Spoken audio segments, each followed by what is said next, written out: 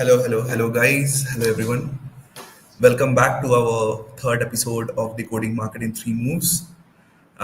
Today, we have Rohit Srivastava with us, a great mentor, founder, and trader who is in markets for the past 30 years. So, welcome, sir. Welcome on board. Pleasure to be back again. So, so as you see that today the market has crossed a certain point. So, what are your opinions on that? So tough one because initially it fell and bounced 66%.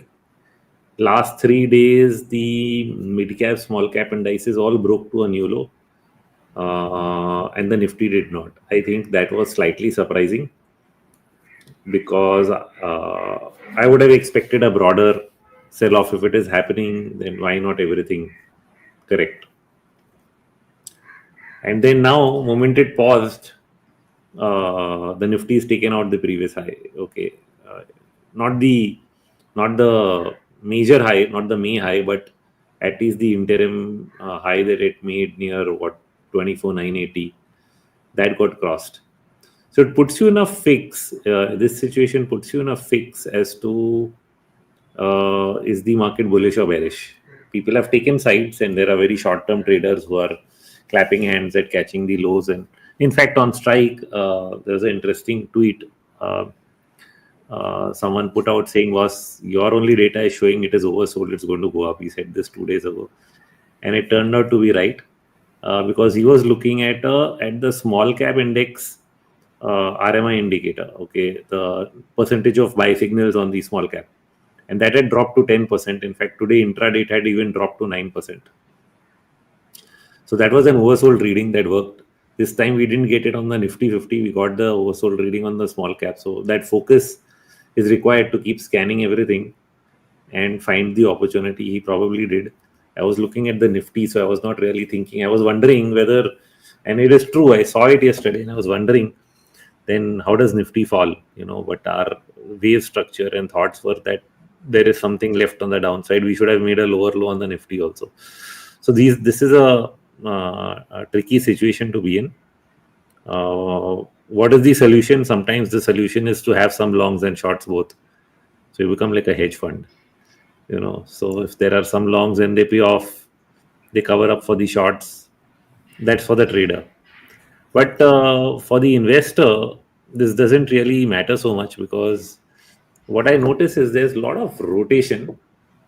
There are stocks that are near the top that are like diverging negatively. There are stocks that have been falling for the last 2-3 weeks that are bottoming out. And that means you just have to act as per the each setup. So for an investor, there's an opportunity somewhere, and there's an opportunity to even lighten somewhere or increase weightage somewhere. So it's not an outright negative period from an investment point. It's only a short term correction that we were trying to look for and try to understand. But I think rotation sort of even explains why it didn't fall. So because there's so much rotation, the Nifty doesn't fall. Individual stock sectors or segments end up declining, doing their bit, coming back, but the index itself continues to hold its own. So this is where index trading gets tough. If you So just one question with that. Key, as per the market scenario right now, if you see, the market is very volatile. It's going up, but it's giving a breakout. Sometimes the breakout is false. So being a trader or a noob, like a newbie in the market, do you want to give them some tips so that it's not tips, let's say these are some guidance for them that they can at least keep in mind that going forward these are the mistakes we shouldn't we should avoid, we should not do it some things because the market was in a good situation, but right now what the scenario is of the market is it's not in a good situation. It's going up and down, and the breakouts are also not they are false breakout. Just the last week what happened.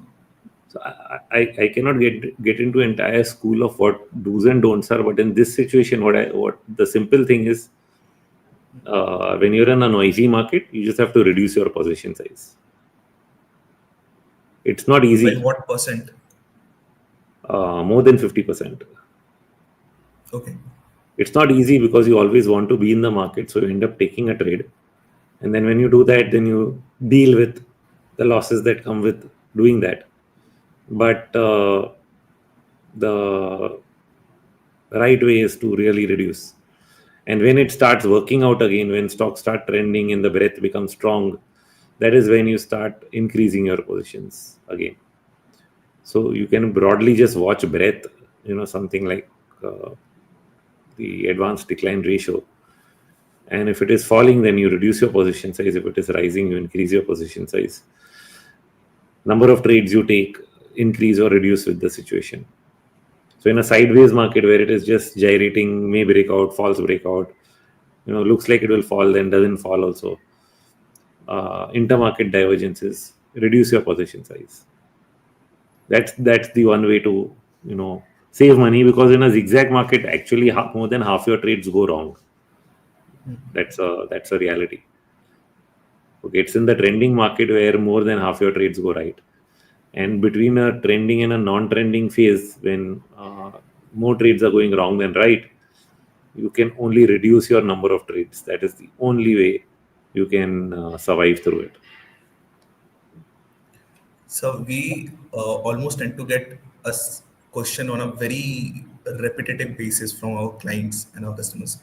So it's like it's not a stock specific, but it's a sector specific questions. Like in the coming week, as this week ended today, okay.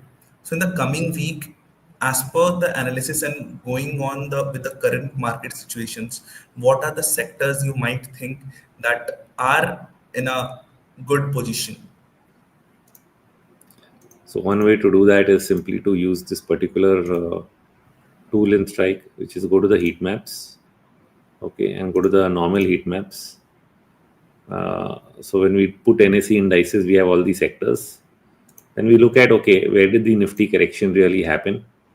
Okay, it's happened, either we take it, it's happened from 11th of June, or we can go back a little bit because it's been happening for some time. We can take two, three types. We can try one from 11th of June and we can try one from here 16th of May. So we'll try to do two setups and see what we get. Okay, so we're going to use a custom tool which is not which is unique. And from 11th of June to date, we can actually check the relative performance of different sectors. What comes out on top is IT and consumption, followed by private banks. So IT, consumption, private banks is where I would really put my immediate focus. Okay. Now for the day, they may or may not have done as well. I don't know, but I think to some extent private banks were up. But in any case, today we're actually seeing interest rate sensitives. But this is one way of thinking about it. Now let's widen the time period. Let's take it from 16th of May, where it's entire sideways period till now. What do we get on top? Closer to what you saw as a gainer today, reality, small caps, PSU banks. Okay. So now couple of sectors we've pulled out from here, which on the next 1 to 2 week basis could actually do well. So today we're already seeing, like, out of these sectors, now if you look at it, you're seeing reality do well. Small caps may not have shown up. PSU banks are showing up here. You have two of them doing well. So that the 16th May to this looks more appropriate right now.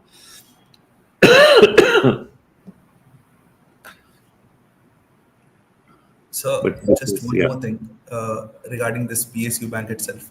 So there Hmm. are some provisions that are released by RBI for the PSU banks, and they have shot like the stocks have shot up in a good way. So what is your take on that regarding?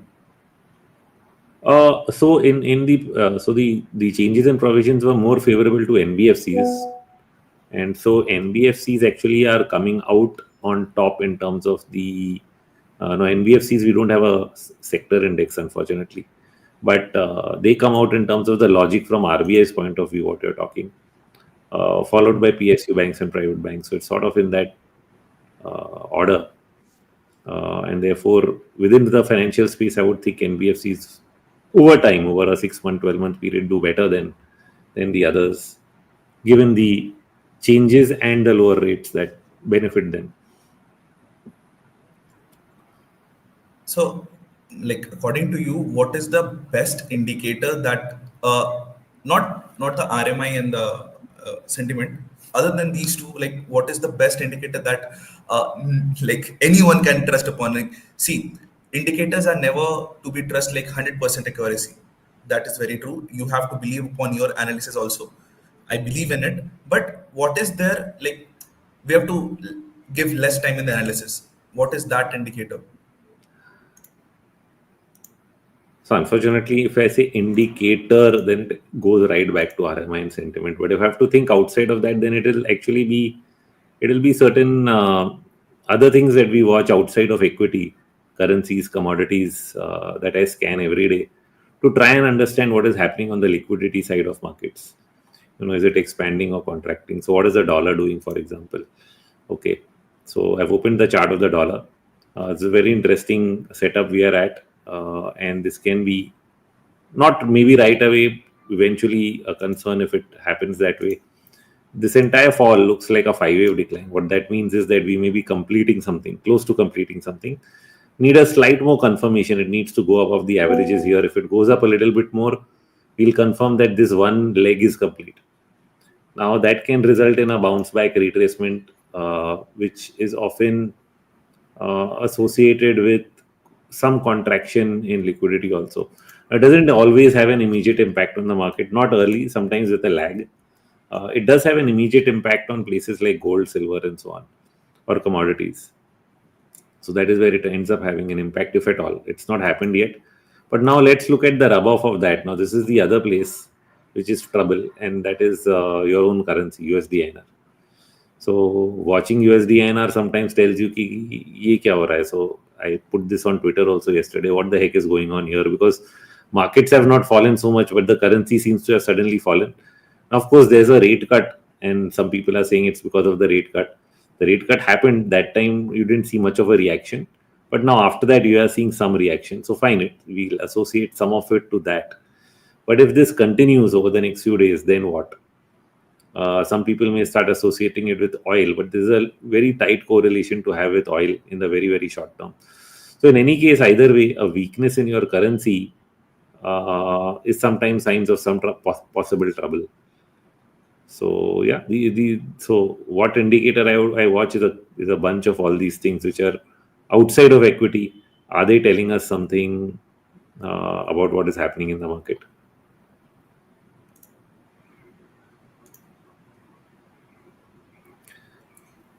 Not something that everyone watches. Slightly tougher space to understand currencies, commodities. But if you simply start watching the dollar, I mean, USD INR is also dollar only. It's USD dollar versus rupee, and dollar index is dollar versus a bunch of currencies, which is not doesn't include the rupee, but they are all advanced economy currencies like the yen, euro, pound, franc, all of those. So it's like a bunch of them which are put together. Of course, the Chinese yuan is still not there, but a lot of others are, and that sets the trend. And more than, I think, 60% or 70% is just the yen in euro. They form a significant portion of the breakup in the dollar index. So keeping it very short for today. So this was decoding the markets. So now it's a turn for you guys. Guys can like ask any questions.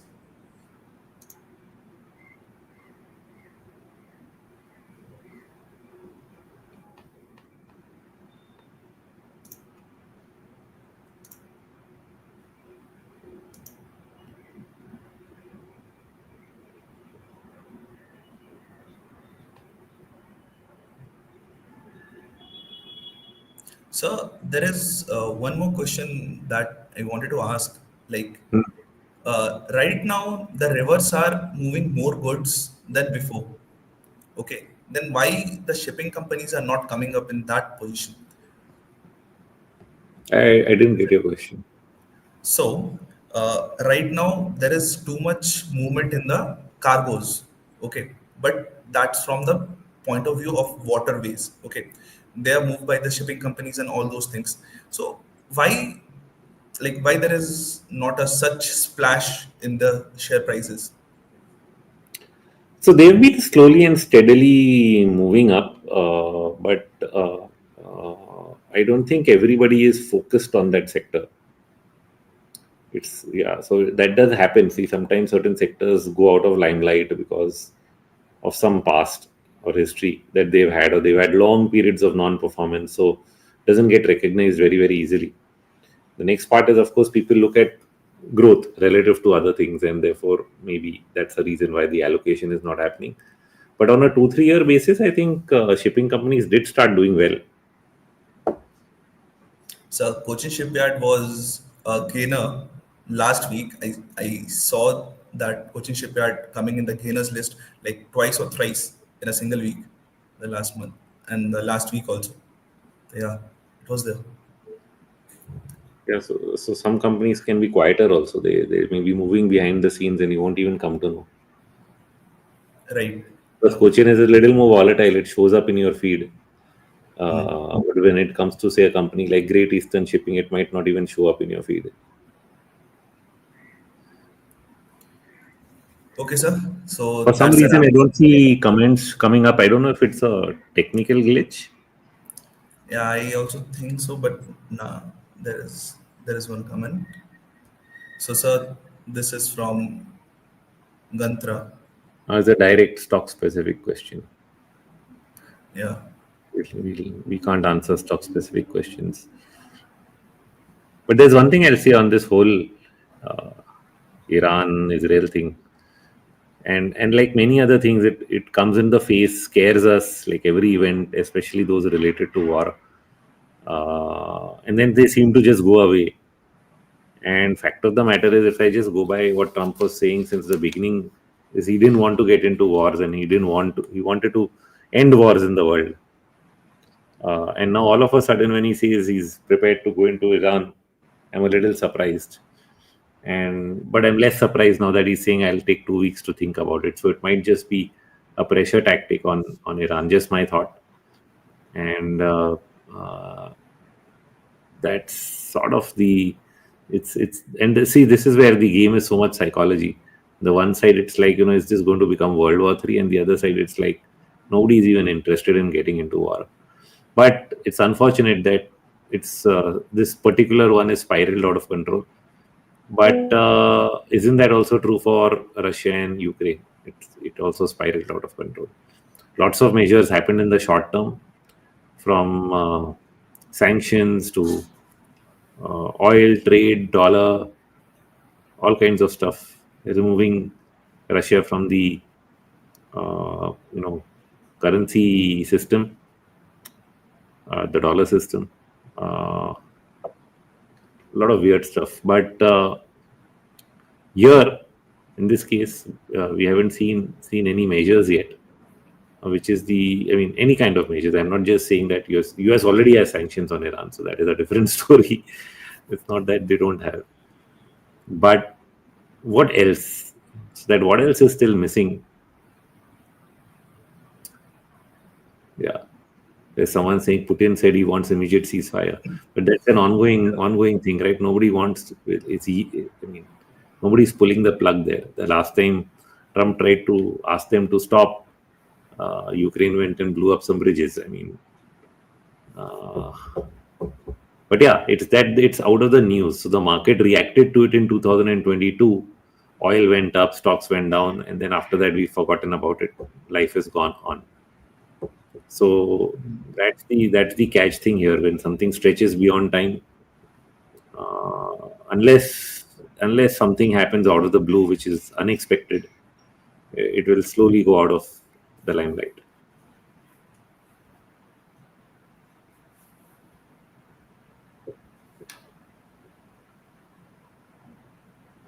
But unfortunately, it plays on our mind, and we can get extremely negative on the market. But when you get a day like today, it reminds you that doesn't matter.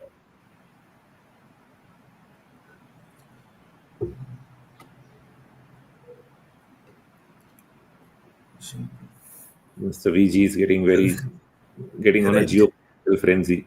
But if geopolitics drove markets, then that's all we would study, na? Instead of fundamentals of the company and the business cycle. Then every day we would have a new market scenario coming up. Yeah. So that is why I tried to highlight it, that geopolitics, even I get concerned, but it plays out only in the short term. So it is important in the short term from a trading perspective. It rarely has long-term implications. Right.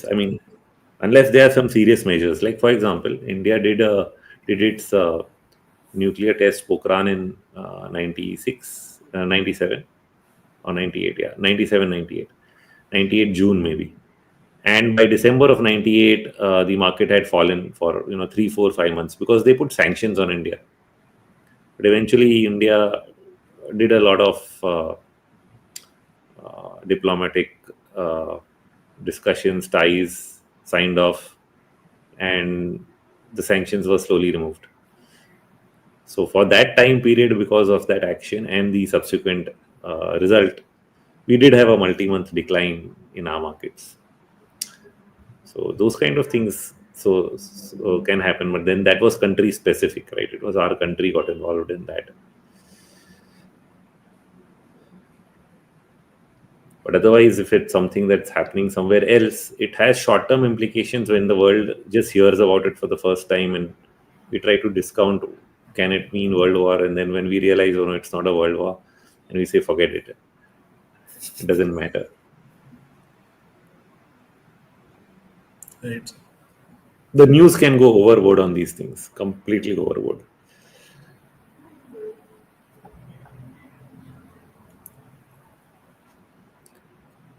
Okay, sir. So this is a wrap up for today. Let's wrap it up. So let's meet with a new topic in the fresh week in the coming Monday, same timing. So stay tuned, everyone, and like as always, do safe trading and use strike. Right. The, the best tool you can get Yeah, in the I mean, market. if I highlighted it right at the beginning that if you just looked at the sentiment indicator, uh, which some of the users put out on X, you would have seen a bounce coming, and the indicator is still stuck at around 10-11%. So, as Mr. Ganatra is asking, will you get a gap down on one day? The answer is I hope so, but the indicator is still oversold until it doesn't come out of that.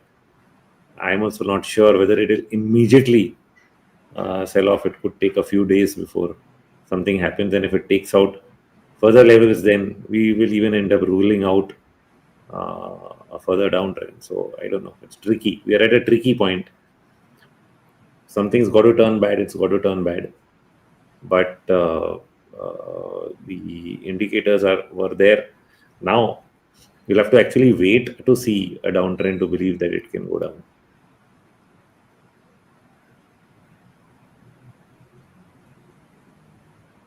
In fact, there are a lot of RMI buy signals today in individual stock names. I'm really wondering whether those signals will play out.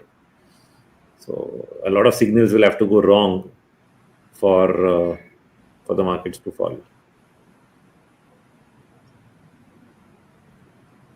Right? Okay. Thank you. Okay. So there is a last question that is being asked. Banks are in long-term downtrend. No, that's the cheapest sector right now.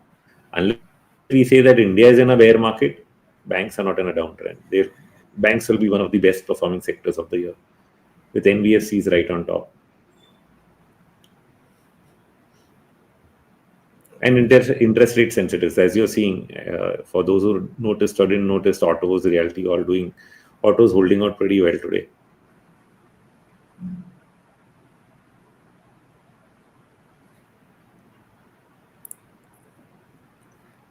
Okay, so let's wind it up. Thank you, guys. Thank you, sir. Thanks. So let's meet on Monday, same timing. Till then, see ya.